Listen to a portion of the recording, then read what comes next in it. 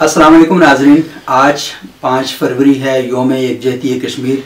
पाकिस्तान समेत पूरी दुनिया में बसने वाले पाकिस्तानियों ने और कश्मीरियों ने कश्मीरियों के साथ इजहार यकजहती के तौर पर इस दिन को मनाया। पाकिस्तान की पार्लिमान में एक खुसूसी कमेटी बनाई गई थी जिसे कश्मीर कमेटी कहा जाता है।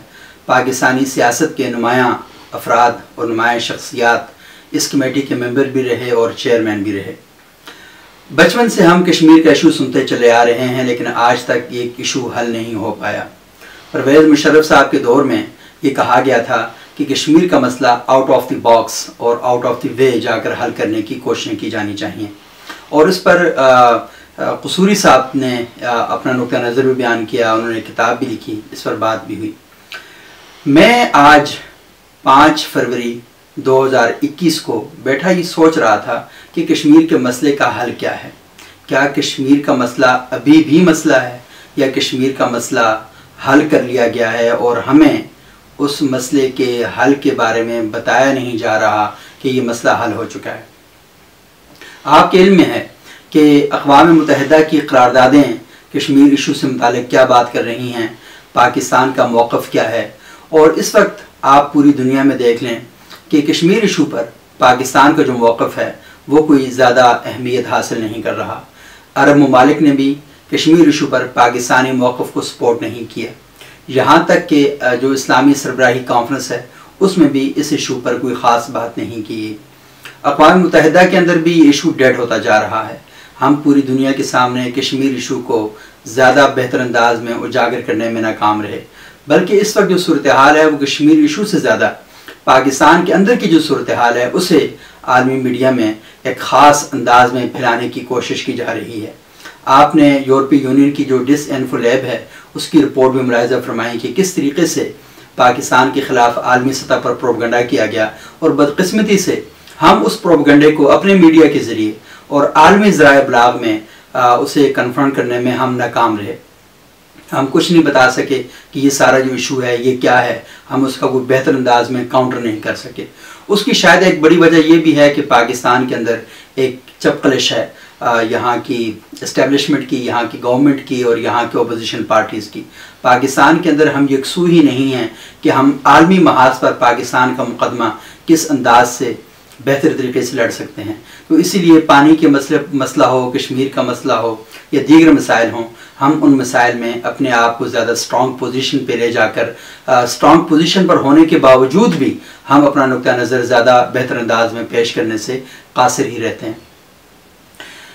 इंडिया ने जो कश्मीर के हवाले से इक़दाम किया और आइनी तरमीम की, जिसके बाद उन्होंने कश्मीर को मुकम्मल अपना एक हिस्सा बना लिया, जबर के ज़रिए, धांधली के ज़रिए, गैर आइनी कार्रवाई के ज़रिए और कश्मीर में लोगों पर जुल्म करके। लेकिन बहरहाल अब सूरत हाल ऐसी है कि यूँ लग रहा है कि क्योंकि कश्मीर पर जब इंडिया ने ये आइनी तरमीम की तो उसके बाद हम देखते हैं कि पूरी दुनिया से कोई आवाज़ कश्मीर के हक़ में बुलंद नहीं हुई। कश्मीर में बच्चों को गोलियां मारी गईं, जवानों को गोलियां मारी गईं और उनके जिस्म को छलनी कर दिया गया और इस किस्म का मवाद इस्तेमाल किया गया कि वो सारी ज़िंदगी के लिए माजूर हो गए, अपाहज हो गए, चलने फिरने के काबिल नहीं हैं। लेकिन पूरी दुनिया से उस जुल्म पर, उस बर्बरियत पर कोई आवाज़ बुलंद नहीं हो सकी। आज हम एक ऐसे मुकाम पे खड़े हैं कि हम योम यकजहती कश्मीर मना रहे हैं। और जब इंडिया ने ये सारा काम किया था तो उस वक्त हमने ऐलान किया था हर जुमे को आधा घंटा हम एहतजाज किया करेंगे। और वो आधे घंटे का एहतजाज आपको मालूम है कि 2 जुम्मों से ज़्यादा, 3 जुम्मों से ज़्यादा नहीं चल सका और वो सिर्फ़ एक मजाक से ज़्यादा उसकी कोई हैसियत और अहमियत नहीं थी और ना ही उसे कुछ ज़्यादा अच्छे तरीके से पूरी दुनिया में मौसर तौर पर लोगों के सामने पेश किया गया। आज हम एक ऐसी पोजीशन पे हैं कि हम कौन सी लड़ाई लड़ रहे हैं।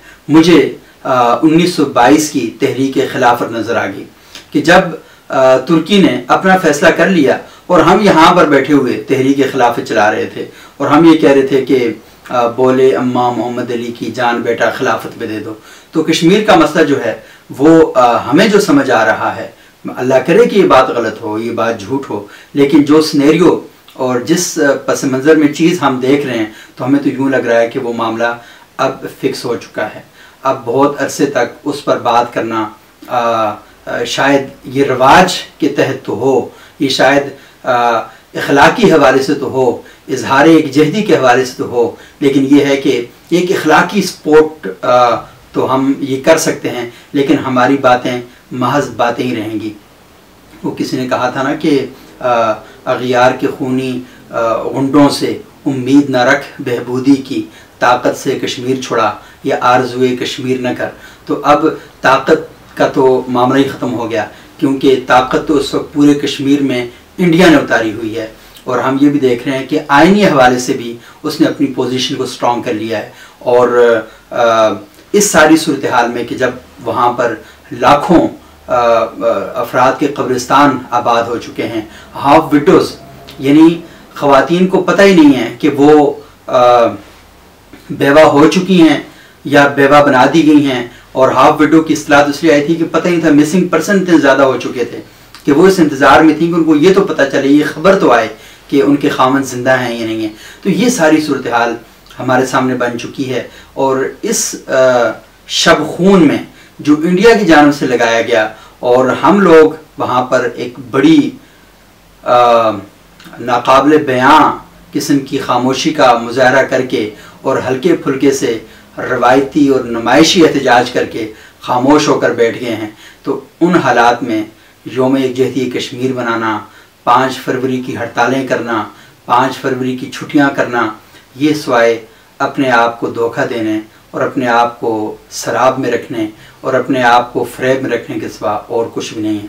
आप अपने ख्यालात का इजहार कीजिए, आप हमारी रहनुमाई कीजिए और बताइए कि क्या ये नुक्ता नज़र दुरुस्त है या नहीं है।